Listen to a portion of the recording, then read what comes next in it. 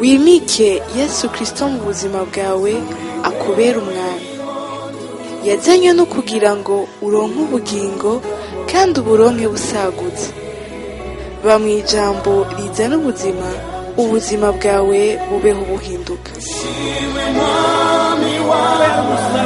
Umusaraba ni etape incontournable. Umusaraba ni kibanza tugomba gushikako. aho uri kuca hose nuti umwami ari kumwe nawe.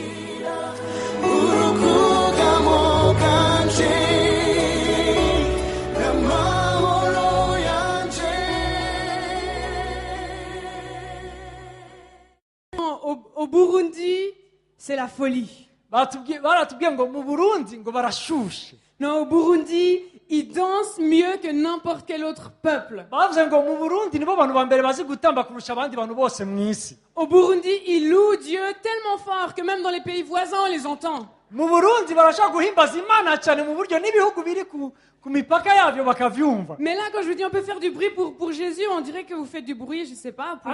Ariko ndababwiye ko tuduze amajwi yacu ku bwa Yesu kamengo nyene ni ibintu nyene bikanye. Alors on réessaye. Est-ce que vous êtes là pour relever le nom de Jésus? Mbega mwamuri nga gushira izina rya Yesu hejuru. Alléluia! Amen. Alléluia, génial. Ni vyiza cyane. Les amis, je suis pas venue toute seule.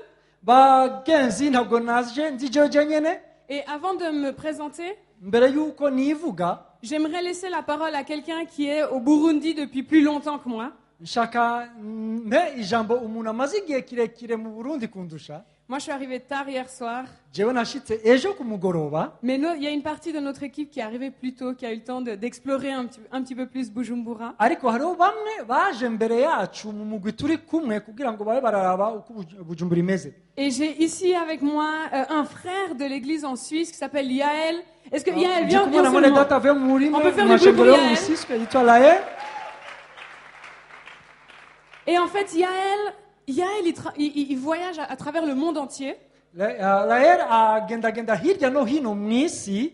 Et il travaille avec évangéliste Johannes afin de mettre sur pied les festivals. Et là, ça fait déjà plusieurs jours qu'il est ici à Bujumbura pour travailler avec le festival. Et j'aimerais juste que Yael, tu peux nous dire un petit peu qu'est-ce qui se passe. Waouh, quelle église extraordinaire que vous avez. Merci pour l'accueil, pasteur. Je m'appelle Yael Sunier. Je viens de Suisse. Et ça fait maintenant depuis mercredi que je suis dans votre merveilleux pays. Je fais partie de tout le groupe qui font toutes les installations justement de la scène, des lumières.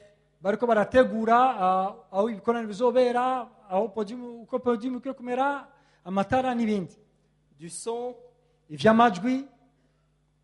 Et il y a quelque temps, ça fait environ un mois, j'étais dans votre pays voisin.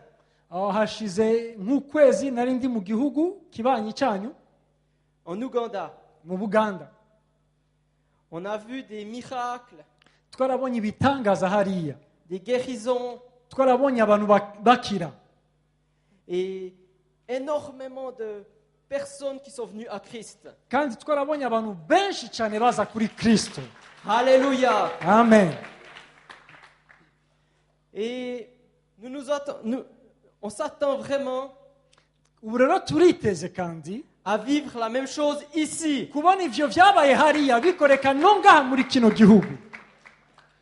J'aimerais compter sur vous tous pour venir au festival. Invitez tous vos voisins, toute votre famille, et venez tous. À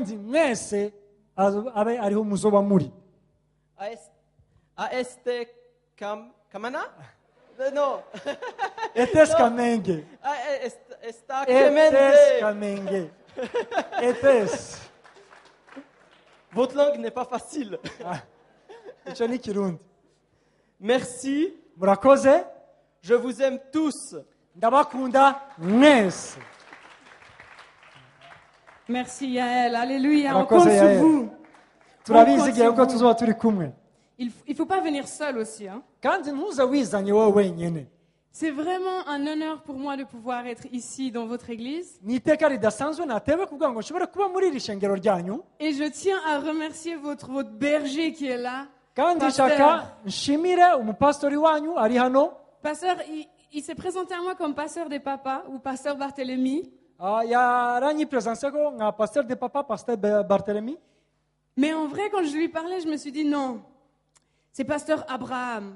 Ariko jewe igihe navugana nawe navuze ati oya ahubwo uri pasteur Abraham. Vous avez un vrai berger dans cette maison. Murafise umwungere nyawe muri nonzu. Et vous êtes bénis. Kandi mwarahezagiwe. Donc, un énorme merci pour, comme vous nous avez accueillis, pour cette opportunité qu'on a de pouvoir prêcher Jésus. Ndabashimiye cyane ukungere mwashoboye kutwakira kuko ngo dushobore gusangira n'abandi izina rya Yesu. On est vraiment honorés. Twatewe Merci, iteka pasteur. ridasanzwe. Urakoze cyane pasteur. Rapidement, je me présente, je m'appelle Vuba na Kazadi vuba reka nivuge nitwa Kazadi et j'habite en Suisse, mba mu Busuwise mais en vrai, je suis votre voisine. ariko vy'ukuri ndi umubanyi wanyu. Mon papa vient de Mbujimayi au Congo. Papa wanje ava mu gihugu cya Congo ahantu biti Bujimayi. Il faut changer, faut changer l'interpréteur. Non. Et c'est une joie pour moi d'être ici. Rero ni umunezero udasanzwe kuri jewe wo kuba ngaha. Je suis une des filles spirituelles de l'évangéliste Johannes. Ndi umwe mu bakobwa bimwe mu ba evangeliste Yanes. J'ai eu la chance d'habiter en Suède avec sa famille et puis à l'église SOS là-bas. Naratewe iteka ryo kuba muri Suède mbana n'umuryango wiwe n'ishengero rya SOS. Et pendant 2 ans, il a pu vraiment m'enseigner et me donner ce que Dieu a mis sur sa vie. Mu myaka ibiri twabanye yashoboye kumpa ivyo Imana yashize mu buzima bwiwe. Et je crois que c'est pas seulement évangéliste Johannes qui est venu Kandi ndizera yuko atari evangeliste Yohanes yaje wenyene ici à Bujumbura. hano mu Bujumbura gusa. Je crois que c'est pas seulement l'équipe SOS qui est venue ici à Bujumbura. Kandi sinizera yuko ari equipe SOS yashoboye kuzi Bujumbura gusa. Mais je crois aussi que Jésus est ici à Bujumbura. Ariko ndizera yuko Yesu ari muri kino gisagara cha Bujumbura. Et je crois qu'on va voir ensemble cette ville transformée par Jésus. Kandi ndizera yuko tuza kubona twese hamwe kino gisagara gihindurwa ku bwa Yesu. Dans la parole de Dieu, partout où Jésus allait, Mu ijambo ry'Imana aho Yesu yashitse hose il y avait quelque chose qui changeait. hari ikintu cyakoreka. Il y a un avant Jésus et un après Jésus. Iminsi yose aho Yesu yagera hatwereka imbere yuko hashika nuko amaze kuhashika ivyabaye. Amen. Et on croit que quand Jésus vient ici à Bujumbura, Kandi turizera yuko Yesu ari hano i Bujumbura. on croit que alors qu'on va proclamer le nom de Jésus au festival, Rero muri iyi festival turaza kwamamaza izina rya Yesu. on va voir vos amis, votre famille, vos voisins être sauvés. Turaza kubona bagenzi banyu, imiryango yanyu, ababanyi banyu bakizwa. Parce que le nom de Jésus est puissant. Kubera yuko izina rya Yesu rifise ubushobozi. Et au nom de Jésus, tout genou doit fléchir. Kandi kw'izina rya Yesu amavi yose arapfukama. Amen. Aïe, amen. Amen. Alléluia. Muvuge amen ndabinginze. Jésus est vivant. Yesu ni muzima. Et Jésus n'est pas mort pour qu'on ait une religion. Yesu ntiyapfuye kugira ngo tube abanyadini. Jésus n'est pas mort pour qu'on s'habille bien le dimanche et qu'on vienne à l'église Yesu dormir. ntiyapfuye kugira ngo twame twambara neza kwa Mungu ngo tuze mu masengero yacu. Non, Jésus est mort pour nous donner la liberté. Yesu yarapfuye kugira ngo aduhe umwidegemvyo. Jésus est mort pour nous donner la vie. Yesu yarapfuye kugira ngo aduhe ubuzima. Jésus est mort pour nous donner le pardon. Yesu yarapfuye kugira ngo aduhe imbabazi. Et si vous êtes là ce matin, Kandi nimba uri ngaha kuri uno muri kino gitondo c'est parce que lui avait un rendez-vous pour vous. nuko yari afitanye randevu na wowe. Jésus est ici maintenant. Yesu ari ngaha muri uno mwanya nyene. Et si Haleluya. vous n'êtes pas venu pour le louer et l'adorer, alors vous allez être mal à l'aise avec nous. Reka ndakubwira yuko uza kumva nabi uri hagati Parce que yacu. nous sommes ici pour adorer le seul vrai Dieu Jésus. Kubera yuko dukoraniriye ngaha guhimbaza Imana imwe yonyene ariyo Yesu. Nous sommes ici pour proclamer que Jésus est le roi des rois. Turi hano kwamamaza yuko Yesu ariwe mwami w'abami. Nous sommes Hallelujah. ici pour proclamer que Jésus est sauveur et Seigneur. Turi hano kwamamaza yuko Yesu ari umukiza kandi ari umwami. C'est une vérité qui est puissante. Uko nukuri k'ubushobozi bwa menda bingi. C'est une vérité qui transforme les vies. Nukuri kuzana impinduka mu buzima bw'abantu. Il y a quelques années, Haciye imyaka je lisais la Bible, la parole de Dieu. nandiko ndasoma Bibiliya ijambo ry'Imana. Et alors que je lisais la parole de Dieu seul dans ma chambre, Igihe nandiko ndasoma iryo jambo ry'Imana ndijo jyenyine mu nzu yanjye mu cyumba, le Saint-Esprit, l'Esprit de Dieu, mwemu yera mwemu w'Imana m'a parlé aravugana nanjye. et m'a dit, Kazadi, Arambwira ati Kazadi, si cette nouvelle que tu lis est tellement bonne, nimba aya makuru uriko urasoma yuko ari ubutumwa bwiza, pourquoi est-ce que tu la gardes pour toi? kubera iki uvyibikiye wowe wenyene? Vous savez, évangéliste Johannes Uyo muvugabutumwa Yohanas dit souvent, il y a deux possibilités dans la vie. avuga iminsi yose yuko hari uturyo tubiri mu buzima. Soit tu es un missionnaire, Canke uri umumisiyoneri, soit tu as besoin d'un missionnaire. canke urakeneye umumisiyoneri. Je crois qu'il n'y a pas de chrétien qui peut être chrétien silencieux. Nibaza yuko atamukristo n'umwe akwiye kubaho acereje. Ça ne vient pas de Dieu. Ivyo nibiva ku Mana. Jésus, la dernière chose qu'il a donnée à ses disciples, Ijambo rya nyuma Yesu yabwiye abigishwa biwe, il a dit, allez et faites de toutes les yavuze nations des ati, disciples. nimugende muhindure amahanga yose kuba abigishwa banje. Commencez ici où vous êtes, Hera hano nyene aho muri, puis allez dans les autres nations. muca mushika no ku yandi mahanga. Bujumbura sera sauvé. Bujumbura izokizwa. Mais ce n'est pas grâce à nous, Ariko mumenye yuko bitazotuvako twebwe, c'est grâce à chacun d'entre vous. bizova kuri umwe wese hagati yanyu. Alors que je vous regarde, Ndiko ndabaraba, je vois des missionnaires. ndabona abamisiyoneri muri Je vois mwebwe, des gens qui sont oints par l'Esprit de ndabona Dieu. abantu basizwe amavuta na mpamvu Comme on l'a y'Imana. chanté ici, Nk'uko twabiririmbye, pour aller et faire de toutes les nations des disciples. kugira ngo tugende duhindure abandi bantu bose kuba abigishwa. Si tu as reçu le pardon des péchés, Nimba warakiriye guharigwa ivyaha, tu ne peux pas garder cette bonne nouvelle pour toi. ntukwiye kugumana ubwo butumwa bwiza kuri wowe gusa. Ensemble, Twese hamwe unis, turi kumwe on va voir Bujumbura sauvé. turashaka kubona Bujumbura Amen. ikizwa. Amen. Alléluia. Haleluya. Haleluya. Avec Pasteur, on a pu voir un petit peu la ville et j'ai beaucoup aimé votre devise. Hamwe na pastor twashoboye kubona igisagara cyanyu kandi nashimye iri jambo rivugwa mu gihugu. Unité, Bavuga ngo ubumwe, travail, ibikorwa, progrès. amajambere ijambo riranga igihugu cyacu. C'est alors qu'on est ensemble, unis dans le nom de Jésus, Turi hamwe tugizwe umwe mu izina rya Yesu, qu'on travaille pour le royaume de Dieu, tugakora kubw'ubwami bw'Imana. qu'on verra un progrès dans le Burundi. Nicyo gihe tuzobona Haleluya. igihugu cyacu gitera imbere. Haleluya. Haleluya. Alors que je me préparais pour venir ici vous rencontrer, Igihe nari ndiko nditegura kugira ngo nshobore kuza tubane, j'étais encore en Suisse. ndi mu Busuwisi, On a prié, on a jeûné twarasenze twarisonzesheje pour Bujumbura. dusengera Bujumbura. Et Dieu Imana m'a mis un mot sur le cœur pour vous ce matin. Imana yashize ijambo mu mutima wanje ku bwanyu muri kino gitondo. Et ce mot est tout simple. Kandi iryo jambo riroroshe cyane. Liberté. Rivuga ngo umwidegemvyo. Je crois que Jésus veut libérer des gens ici aujourd'hui. Ndizera yuko Yesu ashaka kuzana umwidegemvyo mu buzima bw'abantu ngaha kuri uno munsi. Certains, c'est peut-être être libérés de votre passé. Kumbure bamwe muri mwebwe mukwiye kubohoka muva muri kahise kanyu. D'autres, c'est peut-être être libérés de la religiosité. Kumbure abandi mukeneye kubohoka muva mu vy'idini. D'autres, c'est peut-être être libérés du regard des autres. Abandi kumbure bakwiye kubohoka bava mu gukorera munsi y'ijisho ry'abandi. Ou encore de l'anxiété ou d'un esprit mauvais. Canke abandi bakabohoka bavuye mu guhagarika imitima no mu gukinyizwa n'impwemu mbi. J'ai ce mot sur le cœur. Ndafise iryo jambo mu mutima wanje. Liberté. umwidegemvyo. Et j'aimerais vous raconter une histoire qu'on trouve dans la Bible, la parole de Dieu. nshaka gusangira namwe inkuru iri muri bibiliya ijambo ry'imana. Et si vous avez vos Bibles, vous pouvez venir avec moi, on va lire ensemble. murashobora kurabana nanjye nimba mufite bibiliya zanyu kugira ngo dusomere hamwe. On va lire dans 2 Rois au chapitre 21. dusome mu bami ba kabiri igice cya 21. Et on va lire l'histoire de 2 rois, turasoma inkuru z'abami babiri, complètement différents. abami babiri batandukanye cyane.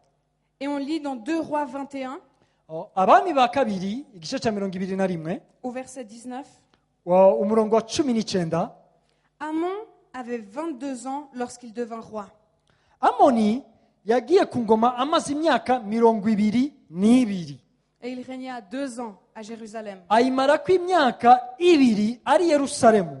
Il fit ce qui est mal aux yeux de Dieu. akora ibyo uhoraho abona ko ari bibi, Tout comme l'avait fait son père. nk'uko se Manase yakora. Il abandonna l'Éternel, le Dieu de ses ancêtres, et il ne marcha pas dans la voie de l'Éternel. ava kuhoraho imana y'abasekuruza ntiyagendera mu nzira ziwe. Écoutez bien ça, ses propres serviteurs conspirèrent contre lui. umviriza bino bintu. bukeye abanyarugo b'umwami Amoni baramugarariza, Ils le tuèrent et proclamèrent son fils roi à sa place. bamutsinda mu ngoro yiwe, maze abantu bafata umwana we baba ariwo bimika mu gishingo ciwe. On voit ici un roi mauvais. umwami mubi. On voit un roi qui fait que tout le peuple se détourne de Dieu. turabona umwami yatumye abandi bantu bose bo mu gihugu bahinduka bava ku mana. Et on pourrait lui trouver des excuses à ce roi. kandi uyu mwami yarashobora kuba yarafise ivyo yireguza. Il était tellement jeune, 22 ans. yarakiri muto, imyaka 22. En Suisse, on dit il a encore du lait derrière les oreilles. mu Busuwisi bavuga yuko agifise amata ku matwi, amaberebere. C'est pour dire qu'il est tout jeune. mu bindi bivugo aracyari muto. On pourrait aussi dire, mais son père était tellement mauvais. turashobora kubona ukungene se nawe nyene yari mubi cyane. Il n'a eu qu'un mauvais exemple dans la vie. mu yindi mvugo yari afise akarorero kabi mu buzima. Comment il aurait pu faire le bien avec un père tellement mauvais? ni gute yokoze ivyiza afise se mubi? Finalement, on pourrait dire pauvre de lui. mu yindi mvugo twavuga ati n'amahirwe mabi yagize. On pourrait lui trouver des excuses. turashobora kumusangaho ivyireguzo. Et parfois, on est tenté de se trouver des excuses à soi-même. kandi kenshi dushobora kubona ukungene twama twifitiye ivyo twireguza. Ah, mais tu sais, si je triche, c'est parce que j'ai pas d'argent. Il faut bien que je trouve de l'argent. murazi nimba ndiko ndatrisha nuko ataburyo mfise nkwiye kuburonka. Ah, tu sais, si je mens, c'est parce que c'est le seul exemple que j'ai eu. urazi ninabesha reka ndakubwire yuko nabonye n'abandi ariko babikora. Oh, tu sais, si je vis comme ci ou comme ça, c'est parce que c'est l'exemple que mes parents m'ont donné. nimba mubona ndiko ndabaho gutya nakarorero nakuye ku bavyeyi banje. On est tellement tenté de se donner des excuses à kenshi soi-même. na kenshi tugeragezwa kwiregura mu vyo dukora. Et pourtant, la Bible ariko kandi ijambo ry'Imana nous dit qu'on est face à un choix. ritubwira yuko dufise uguhitamo Dans chaque situation, mu vyo ducamwo vyose. on peut décider de faire le bien ou le mal. turashobora guhitamo gukora iciza canke kibi. Et on peut continuer toujours dans 2 Rois. kandi turashobora kubandanya turaba ngaha nyene mu bami ba kabiri. On passe maintenant au chapitre 22 reka dusome igice ca 22 et on lit comme ça au verset 1. umurongo wa mbere turasoma haravuga ngo Josias avait 8 ans lorsqu'il devint roi. yosiya yagiye ku ngoma amaze imyaka 8. Et il régna 31 ans à Jérusalem. ayimarako imyaka 31 ari Yerusalemu. Sa mère s'appelait Jédida. nyina yitwa Yedida. Il fit ce qui est droit aux yeux de l'Éternel et il marcha entièrement sur la voie de David. akora ivyo uhoraho abona ko ari vyiza, agendera mu ngeso nziza za sekuruza Dawidi. On voit l'histoire d'un deuxième roi, turabona iyindi nkuru ya kabiri muri iki gitabo cy'abami ba kabiri. le roi Josias. umwami Yosiya. Le roi Josias qui était le fils du roi Amon. umwami Yosiya yari umwana w'umwami Amoni. Ce roi qui était tellement mauvais. wa mwami yari mubi cyane. Donc Josias, il commence mal dans la vie. Yosiya atanguye nabi mu buzima. Son père était mauvais. se ni mubi, Son grand-père était mauvais. sekuru yari mubi. Et lui, à 8 ans, We mu myaka munani, alors qu'il vient de perdre son papa, se ariho agipfa, il devient roi de toute une nation. bamugize umwami w'ihanga ryose. Josias, lui aussi, est face à un choix. Yosiya nawe nyene afise guhitamo. Il doit choisir, est-ce que je vais faire comme mon père et mon grand-père, Mbega mpitemo gukora nk'uko data yakoze na sogokuru, ou est-ce que je vais suivre la voie de l'Éternel? canke nkurikire inzira y'uhoraho. Et Josias décide de suivre la voie de l'Éternel. Yosiya ahitamo gukurikira inzira y'uhoraho. La Bible ici nous montre clairement Bibiliya hano iratwereka neza que nos choix yuko uguhitamo kwacu ne doivent pas être conditionnés ntigukwiye kuba gushingiye par notre passé, kuri kahise kacu, par nos ancêtres. ku vyo abasogokuruza Parce que bagendeyemo, par tout ce qui a été fait avant nous. canke vya bindi vyakozwe mbere yacu. Ce n'est pas ça qui doit décider nos actions aujourd'hui. Si ivyo bikwiye kugenga ivyo dukora uno musi, Parce que Jésus kubera yuko Yesu est venu yaraje pour nous rendre libres, kugira ngo aduhe umwidegemvyo, nous libérer de notre passé, aduhe umwidegemvyo tuve mu vyakahise, nous libérer des erreurs de nos ancêtres adukize amakosa abasogokuruza bagendeyemo, et nous libérer même de nos propres erreurs. kandi anadukize amakosa yacu yo muri kahise. Chacun d'entre nous ce matin, Umwe wese hagati yacu muri kino gitondo on est face à un choix. turi imbere yo guhitamo. Comment est-ce qu'on veut vivre nos vies? Ni gute dukwiye kubaho ubuzima bwacu? Qu'est-ce qui va influencer nos décisions? Ni igiki gikwiye kurongora ivyo duhitamo? Est-ce que c'est la culture qui va Mbega influencer bikwiye nos kuba décisions? imico igize igihugu cyacu? Est-ce que c'est ce que les autres disent qui va Mbega influencer nivyo notre abandi décision? bavuga bikwiye kugira icyo bivuze ku guhitamo kwacu? Ou est-ce que c'est la voie de l'Éternel? Canke nimba koba ari gukurikira inzira y'uhoraho? J'aimerais vous challenger ce matin. Nshaka ndabakabure muri kino gitondo. Laissons la voie de l'Éternel nous positionner. Reka inzira z'uhoraho aba arizo zidushira mu kibanza dukwiye kubamo. Amen. Amen. Est-ce que vous croyez que Dieu peut faire toutes choses nouvelles? Mbega murizera yuko Imana ishobora guhindura vyose bikagenda neza? Ok. Ego. En tout cas, au premier rang ici, vous croyez Hano imbere bose barizera que Dieu peut faire toutes choses nouvelles. yuko Imana ishobora gukora ikintu gishasha. Mais j'aimerais dire aux gens du fond Reka rero mvugane n'abantu muri hari inyuma kumbure que mwebwe Dieu nyuma. peut faire toutes choses Ndababwira nouvelles. nti Imana irashobora guhindura vyose bigahinduka bisha. Alléluia. Amen. Jésus est mort pour nous donner la liberté. Yesu yarapfuye kugira ngo aduhe umwidegemvyo, Et on est face à un choix. kandi turi imbere yo guhitamo. Laissons Dieu nous définir. Reka twemerere Imana aba ariyo iduha insobanuro y'ubuzima. Laissons ce que la parole de Dieu dit nous définir. Reka tureke icyo ijambo ry'Imana rivuga aba ariryo riduha insobanuro y'ubuzima. Peut-être que vous vous dites, dans ma famille, on a toujours été pauvres. Urashaka kuvuga ati ngo kumbure mu muryango wanyu mwamye muri abakene, Mais la parole de Dieu nous dit qu'on sera la tête et non la queue. ariko ijambo ry'Imana ryo rivuga ngo tuzoba imitwe ntituzoba imirizo. La parole de Dieu nous dit qu'on prêtera et on n'aura pas besoin d'emprunter. Ijambo ry'Imana avuga yuko nitwebwe tuzogurira abandi, si La twebwe parole de Dieu nous tuzoguza. dit qu'on a été bénis de toute bénédiction. Ijambo ry'Imana rivuga ngo twarahezagiwe imigisha yose. Peu importe ce que votre passé vous dit. Ntacyo bitwaye ivyo kahise kawe kariko karakubwira muri uno mwanya. Peu importe même ce que vous voyez vous dit. Ntacyo bitwaye ivyo uriko urabonesha amaso icyo biriko biravuga. La parole de Dieu est l'autorité suprême. Ijambo ry'Imana niryo rifise ubushobozi L'autorité bwose, sur laquelle on base notre vie. ubushobozi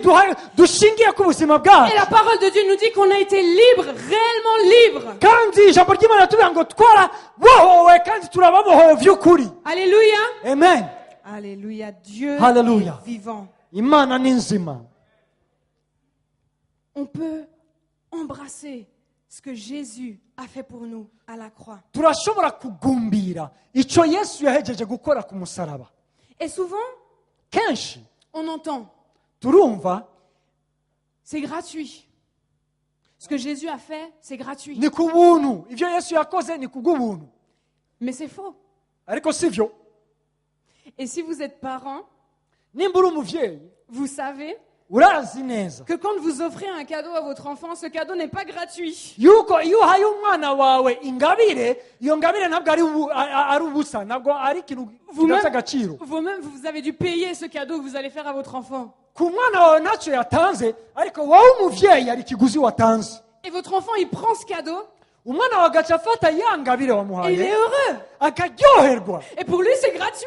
kuri we ni ubuntu Mais la vérité, c'est que vous avez payé le prix. ariko vy'ukuri wewe warisha ikiguzi. Et c'est la même chose pour notre liberté en Christ. ni nako bimeze ku mwidegevyo twaronse muri Kristo. La liberté en Christ n'est pas gratuite. umwidegevyo twaronse muri Kristo ntabwo Mais ari le prix ubusa. a déjà été payé. igiciro cyaramaze kuriha. Amen. ikiguzi cyararishwe. Oh, trop souvent, je Qu'est-ce? suis triste. nama mbabaye Parce que je vois des chrétiens kuko mbona abakristo vivre sous un joug, babayeho bari mu gacinyizo sous un poids, bacinyijwe baremerewe sous la condamnation, bari munsi Sous y'icyagirizo l'anxiété. bahagaritse umutima sous la peur, bafise ubwoba dans le manque. bari mu bukene Alors que Jésus est mort pour nous délivrer de tout ça. kandi yesu yaramaze gupfa kugira ngo atubohore ivyo vyose. Chaque matin, on peut se réveiller et faire ce choix. buri gitondo ukwiye kuvyuka ugira uko guhitamwo. Alors que Satan vient et nous dit, ah, tu n'as pas d'argent. satani akaza akubwira ati nta mafaranga Ah, ufise, tu n'as pas d'éducation. ntabwo wize, Ah, tu n'as pas d'amis. nta bagenzi ufise, Ah, tu n'as pas les bonnes relations. ntabwo ufise abagenzi Ah, tu bafise ne connais pas assez babazwi, de choses. ntabwo uzi ibi na biriya. On peut décider turashobora guhitamo de danser.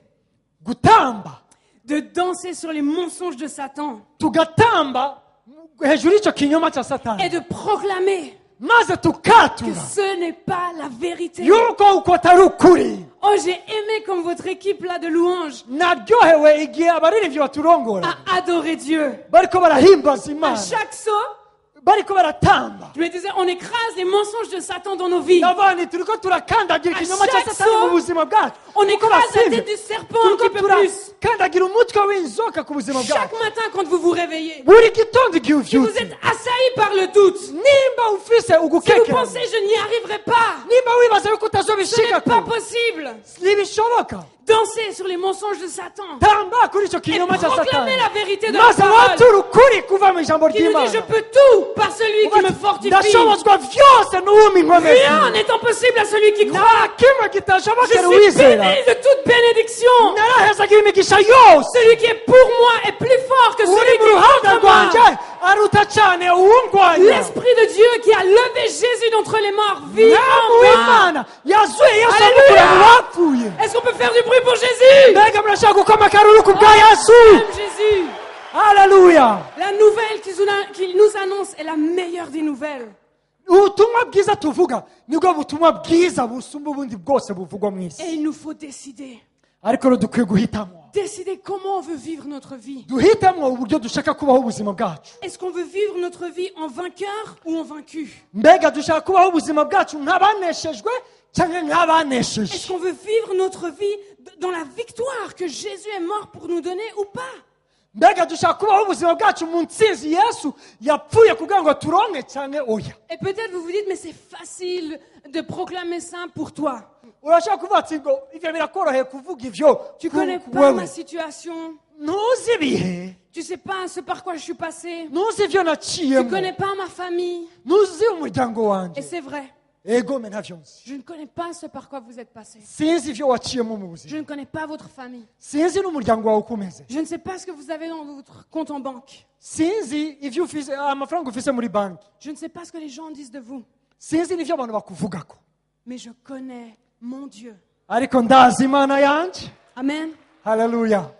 Je connais mon Jésus. ndazi yesu wanje, Je connais sa puissance. ndazi ubushobozi bwiwe, Je connais sa volonté. ndazi ivyo ashaka, Je sais non seulement ce qu'il a fait, ndazi ico yakoze, ce qu'il fait aujourd'hui, n'ico ariko arakora uno munsi, mais aussi ce qu'il veut faire de ariko kandi chacune de nos vies. ndazi n'ico ashaka gukora mu buzima bw'umwe wese muri kazoza. Tout comme vous, j'ai dû moi me positionner.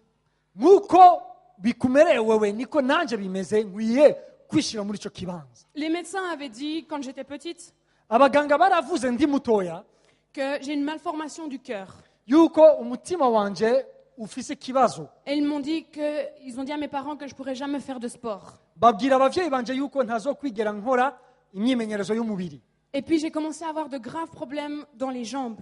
Rero ivyo bituma ngira ingorane mu maguru. J'ai commencé à marcher avec des cannes. Ntangura kugendera ku mabekiye. Et puis finalement, j'étais en chaise roulante. Kugeza igihe natanguye kugenda nsunikwa muri chaise roulante. Et les médecins disaient, mais c'est comme ça. Abaganga baravuga ati niko vyari bikwiye kumera. On ne peut rien faire. Ntaco dushobora guhindura. On ne comprend pas ce qu'elle a. Ntidushitahura ingorane afise. Mais mes parents Ariko abavyeyi banje connaissaient ce que Jésus disait. bari bazi uyo Yesu ndiko ndavuga. Et mes parents ont dit non, non, non, non, non. Abavyeyi banje bati oya Satan, Satani tu n'as pas d'autorité dans la vie de notre fille. ntabwo ufise ubushobozi ku buzima Notre bw'umukobwa fille wacu. marchera. Umukobwa wacu azotambuka. Notre fille fera du sport. Umukobwa wacu azokora Notre fille imyimenyerezo. aura une vie normale. Umukobwa wacu azogira ubuzima busanzwe Ils se sont bw'abandi. positionnés. Bishira mu kibanza. Et aujourd'hui, les amis, Uno munsi bagenzi je danse sur les mensonges de ndashobora Satan. gutamba hejuru Alléluia. y'ikinyoma cya Satani. Amen. Si Dieu l'a fait pour moi, il peut le Nimba faire. Yesu yarabinkoreye arashobora no kubigukorera na wowe. Peu importe la situation. Ntacyo bitwaye ivyo uriko Peu uracamo. importe ce que vous êtes en train de Ntacyo vivre. bitwaye ivyo uriko uracamo muri uno mwanya. Jésus est mort pour vous libérer. Yesu yarapfuye kugira ngo aguhe umwidegemvyo. Amen. Amen. Alléluia. Amen. Lisons encore la parole de Dieu ensemble. Reka dusomere hamwe kandi amajambo y'Imana. On va aller dans Ésaïe au chapitre 43. Turabe muri Yesaya igice cya 43. Ésaïe chapitre 43, Yesaya 43 versets 18 à 19. umurongo wa 18 n'uwa 19. Et ici, le prophète nous parle clairement. Hano umuvugishwa avuga vyeruye. Et il nous dit, ne vous rappelez plus les événements du passé. Ati mwoye kwibuka ivya mbere. Ne considérez plus les choses d'autrefois. Kandi ntimwiyumvire ivya kera. Voici, je vais réaliser une chose nouvelle qui est prête à éclore. Ehe ngira nkore ikintu gisha kigira gisaruke. Je vais réaliser une chose nouvelle, nous dit Dieu. Imana iravuga ngo nshaka nkore ikintu gishasha. Et je crois que cette parole, c'est une parole pour quelqu'un qui est ici. Kandi ndizera yuko iri jambo ari ijambo ry'umuntu ari ngaha. Qui dit, je vais réaliser quelque chose de nouveau dans ta vie. Aravuga ati nshaka gushitsa ikintu gishasha mu buzima bwawe. Ne pense plus au passé. Ntiwiyumvire kuri Ne te kahise. souviens pas de ce qui était avant. Ntiwiyumvire ku vyakubayeko Je fais kera. quelque chose de Hari nouveau. ikintu gishasha nshaka kugukorera. Et on continue de lire. Reka tubandanye dusoma. Je vais tracer un chemin en plein désert. Au 19. 19. Kigiye gisaruke mbega ntimuzokimenya. Okay. Nzoca inzira no mu bugaragwa. Et je mettrai des fleuves dans les endroits secs. Ntembeshe inzuzi ahagadutse. Peut-être que ce matin vous êtes venu Kumbura muri kino gitondo waje et vous aviez l'impression d'être un désert. ukaba wumva ari nkaho uri mu bugaragwa. Vous vous êtes habillé, Uriambara vous vous êtes peut-être maquillé, parfumé. kumbure Mais witunganyije à uri l'intérieur, parfuma. il y a comme un désert. Ariko muri wewe ukumva uri mu bugaragwa. Et ce matin, Dieu vous dit, Muri kino gitondo Imana irakubwira ngo ne te souviens plus du passé. ibagira ivyakahise. Je vais tracer un chemin Shaka dans ngucire le désert. inzira muri ubwo bugaragwa urimo. Et de toi jaillira un fleuve. Kandi muri wowe ndaza kududubizamo imbizi. Ce matin, Dieu veut faire quelque chose de nouveau dans votre Muri vie. kino gitondo Imana ishaka gukora ikintu gishasha mu buzima bwawe. Dieu veut faire quelque chose de nouveau. Imana ishaka gukora ikintu gishasha mu buzima bwawe. Reprends espoir.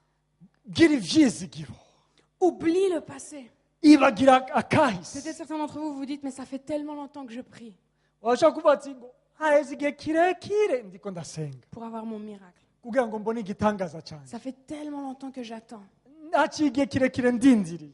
Peut-être que c'est fini pour moi. Kumbure vyaraheze Imana yarahejeje ivyayo. Mais Dieu dit, Ariko Imana iravuga ngo je mettrai une route dans le oh désert. haracyari inzira ngira nshire mu buzima bwawe muri ubwo Et des bugaragwa. fleuves jailliront Kandi imbizi zizodudubiza des endroits arides. ziva muri aho hantu hagadutse. Si aujourd'hui vous avez l'impression d'être sec, Nimba wumva umeze nk'umuntu ari ahantu hagadutse vous êtes qualifié pour un miracle. umenye yuko uri umuntu akwiriye igitangaza. Si vous avez l'impression que vous n'avez plus aucun espoir, Nimba uri ahantu wumva yuko atavyizigira vous ufise êtes qualifié pour un miracle. wewe ni wowe muntu ukwiye igitangaza. Si vous vous dites, je n'ai plus rien, seulement Jésus, ukavuga ati ntacyo mfise ntacyo ngisigaranye atari yesu wenyine vous êtes qualifié pour un miracle. wewe ni wowe ukenewe kubw'igitangaza Jésus veut faire quelque chose de nouveau ce matin. yesu agira akora ikintu gishasha muri kino gitondo Jésus veut transformer des vies. yesu ashaka ahindura ubuzima bw'abantu La parole nous dit, haleluya ijambo ry'imana riratubwira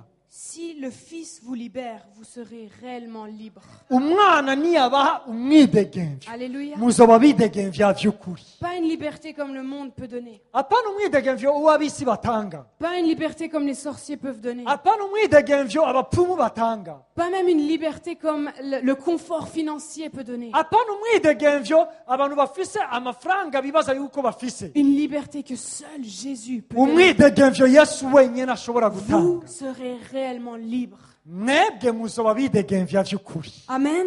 haleluya Alléluia. haleluya Dieu est vivant.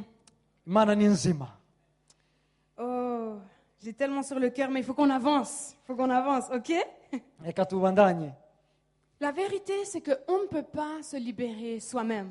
ukuri ni uko tudashobora kwibohora twebwe ubwacu Et notre mari, notre femme, nos enfants abo twubakanye abagore cyangwa abagabo bacu abana bacu ne peuvent pas nous libérer. ntibashobora Le kutubohora seul qui peut nous libérer, ushobora wenyine kubikora c'est Jésus-Christ, ni yesu kirisito le roi des rois, umwami le w'abami Seigneur des seigneurs. uganza abaganza C'est lui l'alpha et l'oméga. niwe ntango niwe Avant herezo lui, il n'y avait rien. mbere yiwe ntawari uhari Sans lui, il n'y a rien. atariho ntacyo Et umuntu lui seul afise peut nous libérer. niwe wenyine ashobora kuzana umwidegemvyo Et trop souvent, on essaie de se libérer soi-même. kenshi rero turagerageza kwibohora Trop souvent, on essaye de batailler, de travailler par nos propres forces. kenshi turagerageza kurwana gukoresha inkomezi zacu Mais Jésus est mort ariko yesu yarapfuye pour vous donner la liberté, kugira ngo aguhe umwidegemvyo pour me donner la liberté. ampe umwidegemvyo Et le mot salut, le fait d'être sauvé, le mot salut, ijambo agakiza gukizwa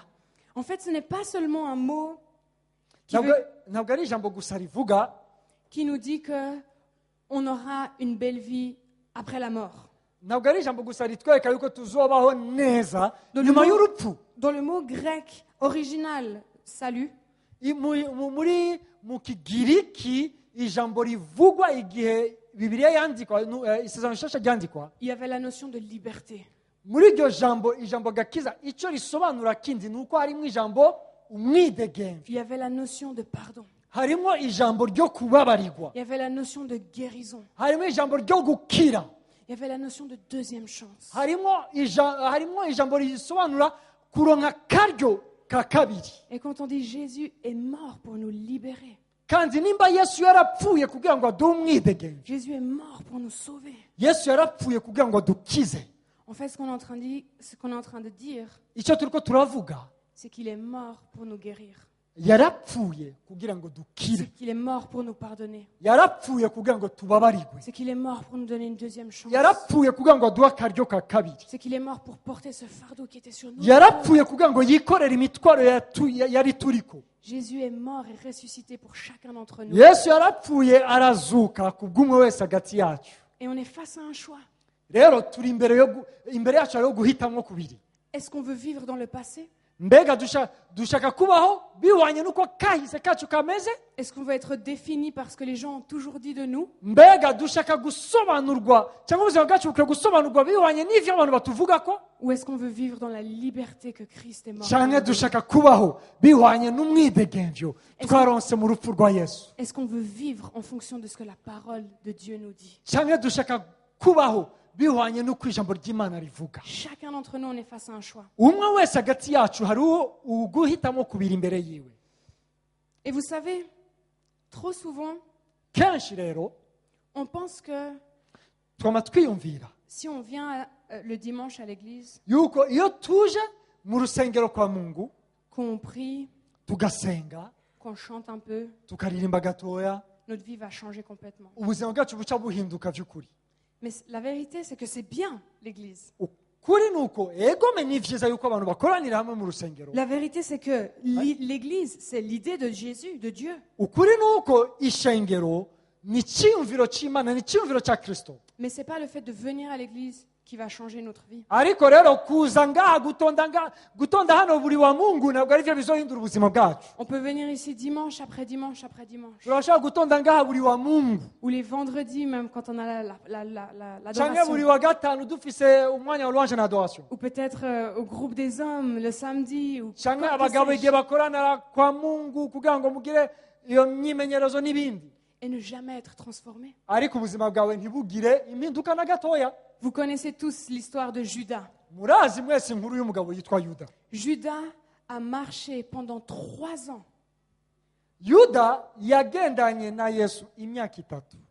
Pendant 3 ans, il a marché avec le meilleur des pasteurs.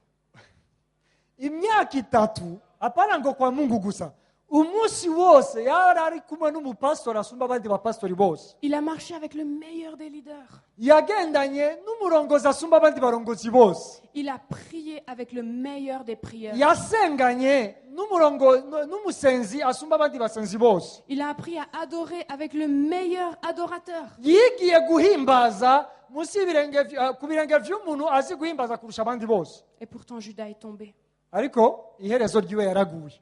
Judas n'allait pas à l'église tous les dimanches. Il était à l'église 24 heures sur 24, 7 jours sur 7. Yuda ntiyagendaga kwa Mungu gusa mu rusengero, ahubwo yamaga ari mu rusengero iminsi yose amasaha yose.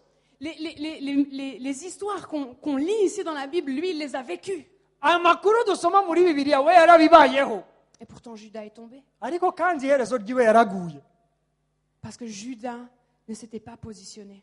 Kubera yuko Yuda atishize mu kibanza. Ici, vous avez le meilleur des pasteurs. Mufise umupastori mwiza cyane. Vous avez une équipe de louanges incroyable. Mufise umugwi w'abaririmbyi udasanzwe. Vous avez un système de son qui me fait rougir d'envie. Mufise ivyuma mukoresha ngavyo kuduza amajwi bituma nanje numva yuko noba ngaha. Mais c'est pas ça qui va vous sauver. Ariko sivyo bizobakiza. Il faut vous positionner. Mukwiye kwishira mu kibanza.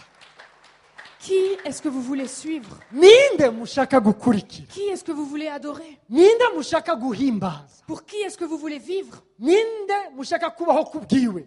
Peut-être que vous êtes venus asséchés aujourd'hui. Kumbure waje ngaha wumagaye. Et peut-être que la louange vous a fait du bien. Ariko kandi indirimbo zaririmbwe ngaha ukumva yuko uraruhutse. Et peut-être que de prendre les gens dans les bras vous a fait du bien. Kumbure gufatana amaboko n'abandi byatumye wumva uguwe neza. Mais cet après-midi, vous serez dans le même désert. Ariko niwasohoka ngaha uraza gusubira muri bwa bugaragwa bwa bundi Si nyene. vous ne vous positionnez pas. Nutashaka kwishira muri ca La kibanza. liberté pour chacun d'entre nous. Umwidegemvyo uriho kubw'umwe wese hagati yacu. Mais il faut nous positionner. Ariko twese duhamagariwe kwishira mu kibanza. Il faut décider. Dukwiye guhitamo. Je ne vais pas juste visiter de temps en temps Jésus.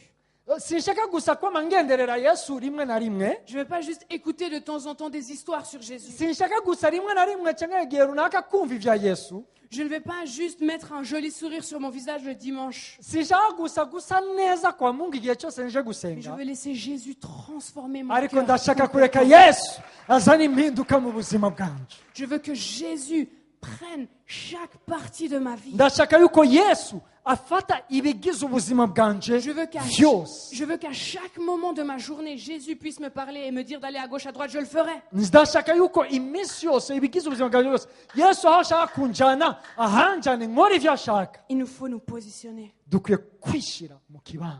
Et ce matin, c'est le moment de vous positionner. Iki gitondo rero ni umwanya wawe wo kwishira muri icyo kibanza. Je ne sais pas d'où vous venez.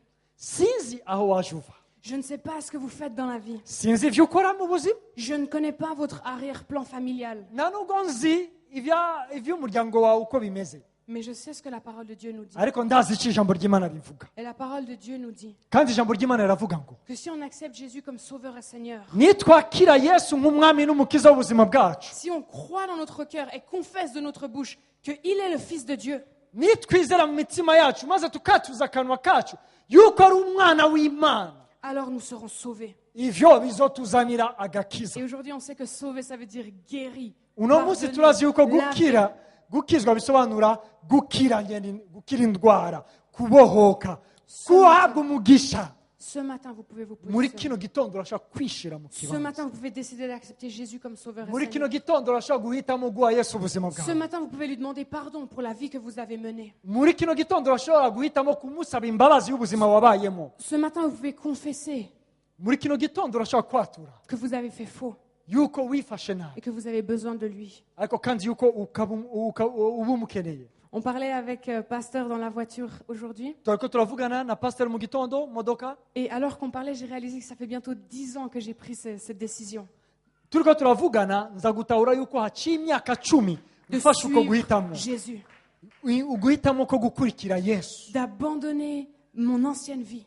guhagarika iby'ubuzima bwanjye bwa Ça kera fait 10 ans que je suis venue sur mes genoux et que je lui ai dit, pardonne-moi mes péchés. haciye imyaka 10 nafukamye ndavuga ni yesu mbabarira ibyaha byanje Parce que la parole de Dieu nous dit qu'on a tous péché et qu'on est tous éloignés de Dieu.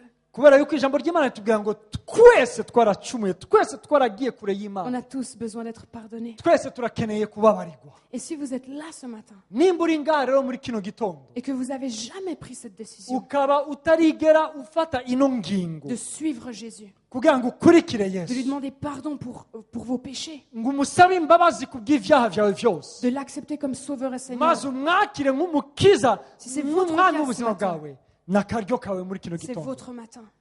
ni igitondo cyawe Ne partez pas d'ici sans avoir pris cette décision. ntusohoke udafashe iyo ngingo Pas besoin d'attendre mercredi pour être pardonné. ntabwo bikenewe yuko uzorindira kuwa gatatu kugira ngo ubabarirwe Ce matin, je crois que c'est un rendez-vous que Dieu vous a donné ndizera yuko iki ari igitondo pour mettre, cya randevu yesu yaguhaye pour mettre votre vie en ordre avec Dieu. kugira ngo ushyire ubuzima bwawe ku rutonde imbere Ce y'imana matin, muri kino gitondo si vous n'avez jamais demandé pardon à Dieu, nimba utarigera usaba imbabazi si imana vous ne l'avez jamais accepté comme sauveur et nimba Seigneur, utarigera wakira yesu nk'umwami n'umukiza w'ubuzima bwawe ou si vous l'avez déjà fait mais que vous êtes parti sur le mauvais chemin, kandi nimba ushobora kuba waramaze no kubikora vous ariko avez- ukaba waravuye mu nzira que vous avez recommencé à vivre comme vous en aviez l'habitude, ugasubira kubaho ubuzima wari usanzwe urimo muri ce kahise matin, c'est votre matin. iki ni igitondo Ce cyawe matin, c'est le matin où vous allez dire Dieu, iki ni pardonne-moi. igitondo uza kuvuga ati Ce matin, mwami c'est le mbabarira matin où Dieu va mettre un fleuve d'eau vive sur ni votre cœur igitondo aride. imana iza kududubiza imbizi z'ubugingo mu buri Ce wawe matin, c'est le matin où Dieu lui-même va venir ni habiter en vous, igitondo comme la parole de imana Dieu. iza kuba muri wowe nk'uko ijambo ryayo ribidushingira Ce matin, intara vous êtes face à un choix. muri kino gitondo uri imbere yo Est-ce que guhitamo vous voulez continuer de vivre votre vie comme vous l'avez toujours mbega vécu, ushaka kubandanya kubaho nk'uko kahise kawe kameze ou est-ce que vous voulez demander pardon à Dieu et avancer avec lui cyangwa pour les ushaka péchés, gusaba imbabazi imana kugira ngo ugendere muri uko kubabarirwa ibyaha et recevoir le pardon pour les péchés que vous avez commis? kugira ngo wakire Ce imbabazi matin, z'ibyaha c'est votre wagendeyemo matin.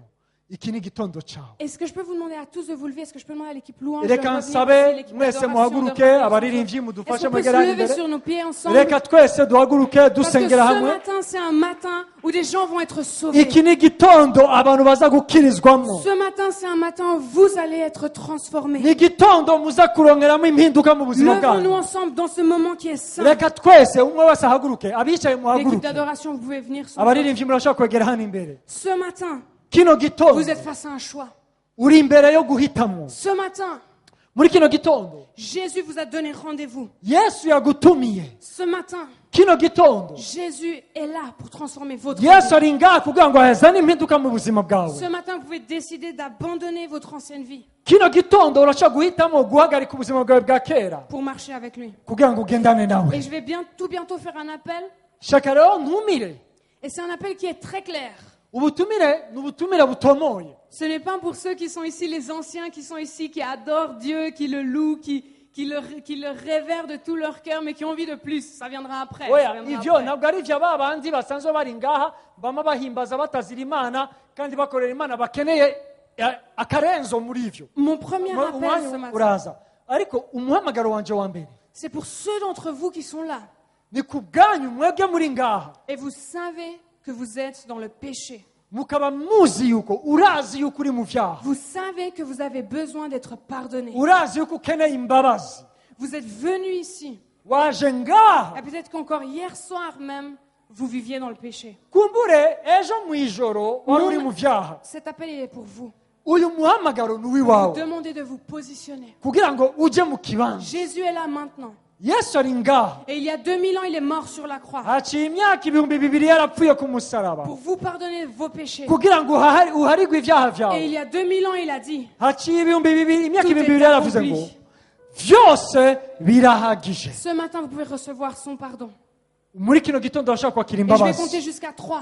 Reka mparure gatatu. Si vous avez besoin d'être pardonné pour vos péchés, Niba uri ngaho ukeneye imbabazi ziva ku vous allez Mana, lever votre main uca uduza ikiganza cyawe en signe nk'ikimenyetso pour dire Jésus, j'ai besoin de toi. cyo kuvuga ati ndakeneye yesu kubabarirwa ibyaha. Oubliez les gens qui vous entourent. wirengagiza abo bantu Et bakwegereye. quand j'arriverai à 3, vous leverez votre main simplement. ninaharura gatatu uca uduza ikiganza cyawe, Et Jésus vous pardonnera. yesu arakubabarira. 1. Rimwe, Oubliez les gens qui sont là autour de vous. wirengagiza abo bantu bakuri iruhande. 2.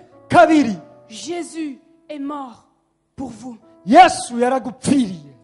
3. Si tu as besoin Gatatu, de pardon, nimba ukeneye imbabazi lève ta main là où duza ikiganza cyawe aho uherereye nyine. Gloire à Dieu. Haleluya, Imana ishimwe, Imana ishimwe. Tellement de mains qui se lèvent. Merci Seigneur Jésus. Ole kusengera. J'aimerais simplement prier pour vous là où vous êtes. nshaka ntangure kubasengera aho nyene muri. Seigneur Jésus, tu vois ces mains qui se sont levées Mwami Yesu, urabona ibiganza by'aba bantu bidugijwe en signe nk'ikimenyetso pour dire j'ai besoin de toi. cy'uko bakeneye wowe. Seigneur Jésus, tu connais chacune des situations. Mwami Yesu, urazi ibyo bariko baracamo. Et ce matin, je me tiens conformément à ta parole Muri kino gitondo mpagaze kuki ijambo ryawe rivuga pour te demander kugira ngo ndagusabe de leur pardonner, Seigneur. ubababarire. Et là où vous êtes, vous pouvez simplement répéter. Je vais prier en français et puis après, on va prier en Kirundi et vous répéterez après en Aho français. muherereye nyene murashobora gusubiramo rino sengesho. araza gusenga mu gifaransa, ndaza kubishyira no mu kirundi. Ok, et vous répéterez. Mwebwe muraza simplement. gusubiramo, muduze amajwi musubiremo. Spécialement vous qui avez levé la main. cyane cyane mwebwe mwadugije ibiganza. C'est la prière du salut. ni isengesho C'est une ry'agakiza. prière où vous demandez pardon à Jésus. ni isengesho musaba imbabazi Yesu. Et vous pouvez simplement dire après moi. murashobora kuvuga gusubiramo muvuga ngo Seigneur Jésus, mwami Yesu. à vous. Seigneur Jésus, murashobora gusubiramo mwami Yesu, j'ai besoin de toi. ndagukeneye. J'ai besoin de toi. murashobora gusubiramo ndagukeneye. Vous répétez après mon interprète, vous répétez dans la langue que vous voulez, ok? ari mu gifaransa musubira mu gifaransa, ari mu kirundi musubira mu kirundi. Seigneur Jésus, mwami Yesu, j'ai besoin de toi. ndagukeneye. Pardonne-moi. mbabarira. Sauve-moi. nkiza. Je crois que tu es mort pour moi. ndizera yuko wampfiriye. Je crois que tu es ressuscité pour moi. ndizera yuko wanzukiye. Et je crois que tu es le seul vrai Dieu. kandi ndizera yuko uri Imana imwe nyakuri. Aujourd'hui, je décide muri kino gitondo ndahisemo de marcher avec toi. kugendana na wewe. Aujourd'hui, je décide de laisser le passé au passé uno munsi ndahisemo gusiga kahise muri kahise et de vivre avec toi. kugira ngo tubane. Amen. Amen. Est-ce qu'on peut faire du bruit pour Jésus? mbega turashaka gukomera Imana amashyi n'akaruru kenshi. Haleluya. Et j'aimerais vraiment vous encourager si vous avez fait cette prière aujourd'hui. shaka ndabatera intege nimba mwasenze rino sengesho uno munsi. Ne restez pas seul. ntimugume ahantu mwiherereye mwenyene. Approchez-vous de pasteur ici. mwegere Pasteur Pasteur Abraham.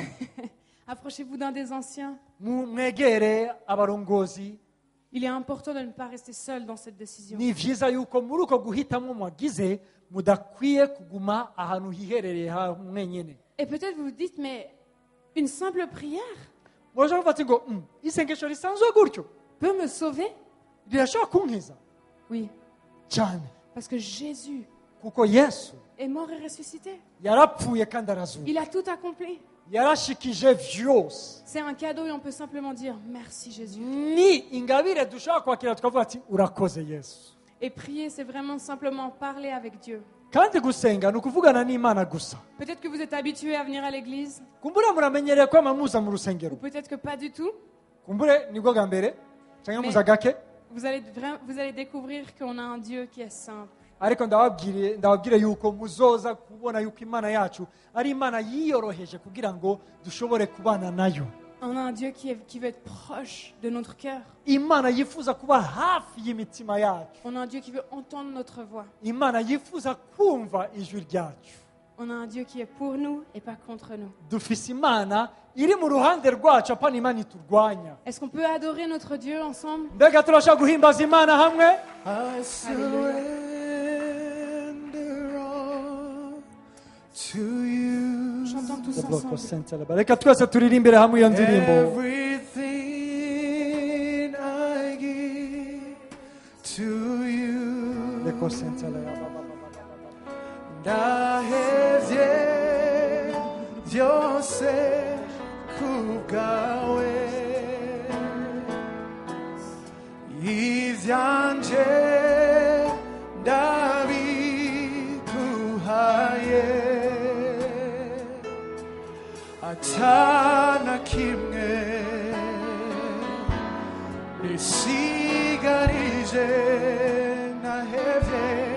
Ndahevye byose kubwawe, ivyanje byose ndabiguhaye, ivyanje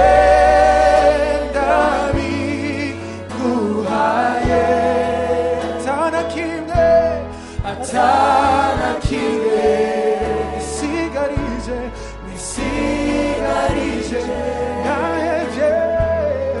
ndahevye byose kubwawe, ivyanje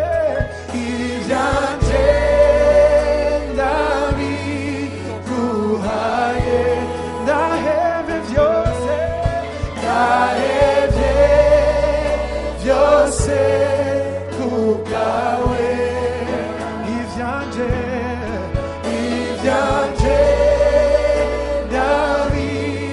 ndabiguhaye, atana kimwe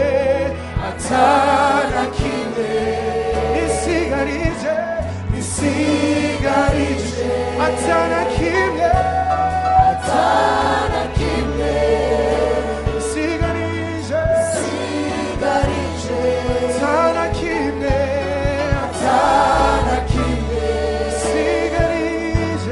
nisigarije, atana kimwe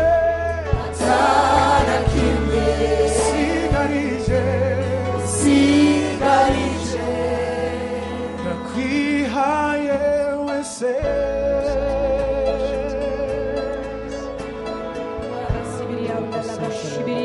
ndakwihaye wese, nkoreshe. Chantons tous ensemble. Reka twese turirimbire hamwe.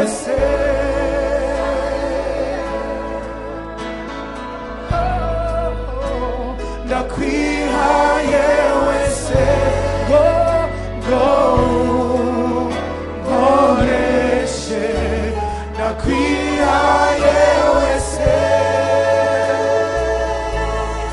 Yesu ndakwihaye wese,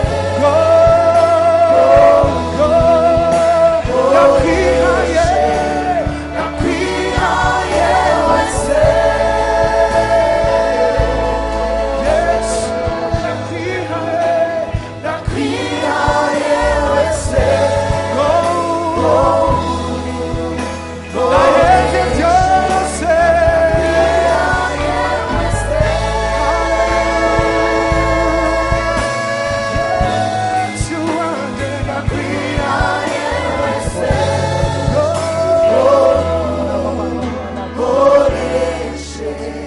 Alléluia. Oh Seigneur Jésus, Mwami Yesu, on veut se donner à toi aujourd'hui. turifuza kukwishikanira muri kino On gitondo, veut tout te donner aujourd'hui. dushaka kuguha vyose Seigneur Jésus, on veut laisser de côté nos sécurités. kugira ngo Mwami uzane umutekano muri vyose. Seigneur Jésus, on veut être comme Pierre Mwami dushaka kumera nk'uko vyagendeye Petero, et mettre un pied dans l'eau. Et mettre un pied dans l'eau. kugira ngo dushinge ikirenge mu mazi. On veut être comme Pierre Dushaka kumera nka Petero, et croire kwizera qu'on est plus en sécurité en dehors de la barque avec toi yuko dans la barque sans toi. naho twaba twavuye mu bwato ariko tukaba turi kumwe n'abawe ku mazi, turi mu mutekano ukwiye. Seigneur Jésus, on veut tout te donner. mwami yesu twifuza kuguha Alors qu'on est byose là devant Dieu, turi ngaha imbere y'imana son esprit est présent. mwemu w'imana ari hano Et je crois qu'il est en train de raviver kandi ndazi yuko ariko arakora des rêves qu'il y a en vous. ariko araduza izo ndoto ziri muri wowe. Et est-ce qu'on peut encore chanter, je pense que c'est I Give Myself Away, hein? C'est ça? Est-ce qu'on peut encore chanter ça ensemble? Reka dusubire kandi turirimbire hamwe ino ndirimbo En Kirundi, ça va tout bien? tuyiririmba mu kirundi twese Et chantons à Dieu. turirimbire imana. Oh, je te donne tout. mwami ndaguhaye Je vyose m'abandonne. ndakwirakuriye Tout de moi t'appartient, Jésus. mwami shitse umugambi wawe Je muri veux iki tout laisser à ta croix, Jésus. byose ndabishize kuri wowe. Je ne veux pas vivre dans le passé. sinshaka kubaho muri kahise Je ne veux pas vivre dans l'ancien, Seigneur. sinshaka kuba muri kahise Je veux vivre dans ce que tu fais aujourd'hui, shaka Seigneur. kubaho mu kiri kurakora uno munsi. Peu importe ce que les docteurs ont dit. Peu importe ce que les docteurs ont dit. ntacyo bitwaye ibyo abantu bariko baravuga, Peu importe ce que ma famille a dit. ntacyo bitwaye akahise Je kanje. m'abandonne à toi, Seigneur. ndakwirakuriye mwami, Je veux vivre pour toi, Jésus. ndakwirakuriye Je veux croire que tu as quelque chose de plus pour moi. mwami, kuko wowe ni wowe Tout ufite de icyo moi umaze kuri t'appartient, jewe. Jésus. ndi uwawe, Ensemble. ni wowe gusa.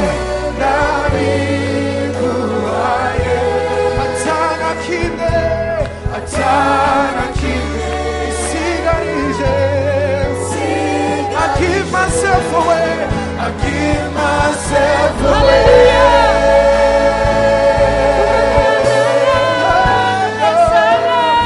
Give myself away.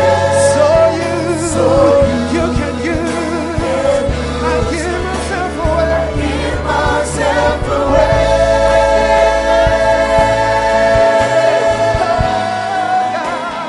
Give myself away. So you can use. I surrender all. I surrender all to you. Everything I give to you. Withholding nothing. Withholding nothing.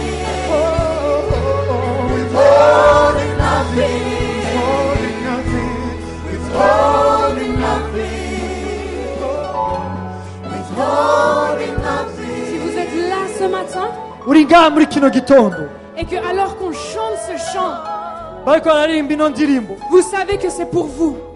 urazi yuko iyi ndirimbo ari iyawe, Vous savez que vous devez tout abandonner urazi yuko ushaka kumuyakurira vyose pour vivre la vie que Jésus vous appelle à vivre. kugira ngo ubeho ubuzima yesu aguhamagarira Venez kubamo. ici devant. rero ari wowe uri ngaha, egera hano Sortez imbere, devant, venez ici devant. va mu bantu ingo Si vous hano. dites je veux tout abandonner, Jésus. nimba uvuga ati vyose ndabikurakuriye Venez ici yesu, devant. egera hano En imbere signe. Vous dites nk'ikimenyetso je veux tout abandonner, Jésus. cyo kuvuga ati ndabikurakuriye. Viens ici devant. egera hano Quitte imbere, tes rangs. Si ngwino tu hano veux imbere, tout donner pour Jésus. uvuga ati Si vyose tu en as ndabiguha marre yesu, de vivre dans ta zone de confort. apana kuguma ubaho muri Si tu cya veux bintu sortir umenyereye, de la barque. sohoka muri ubwo bwato. Si tu veux vivre le surnaturel de Jésus. nimba ushaka kubaho mu gihe Sors cya yesu, devant. egera hano imbere. Et alors que le pasteur et l'équipe de ministère commencent à prier, reka nsabe abapastori n'abandi bakozi b'imana mutangura gusengera bano bantu. je crois que des gens vont recevoir leur appel.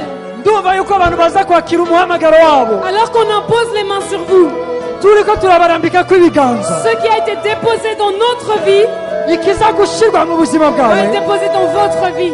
icyo imana yashyize mu buzima bwacu uraza kukirakura mu Alléluia, buzima l'équipe de bwanyu. ministère, vous pouvez commencer. reka nsabe abakozi b'imana Pastor, on peut commencer. mwegere muze mudufashe kurambikako ibiganza bano bantu. Et on va continuer à chanter I give myself away so that you abaririmbyi can use barashobora me, kubandanya Lord. baturongora muri ino ndirimbo. Oh, I give myself away. ndakwihaye Dios Le boss. kugawe. Izanje David. Dios naeje. Dios kugawe. Izanje David.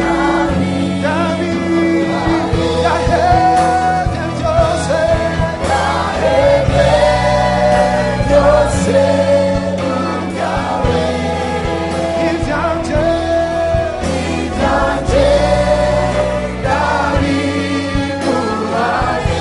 Atana kimwe nisigarije, atana kimwe nisigarije,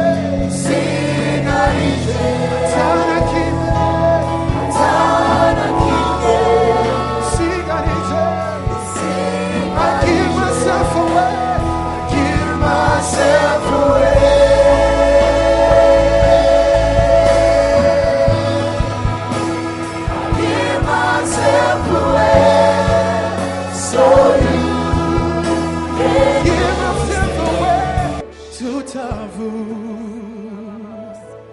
Mapambo yetu, vitu vyote vya samani kwetu, nyoyo yetu twaleta mbele zako, tutakase na utembee.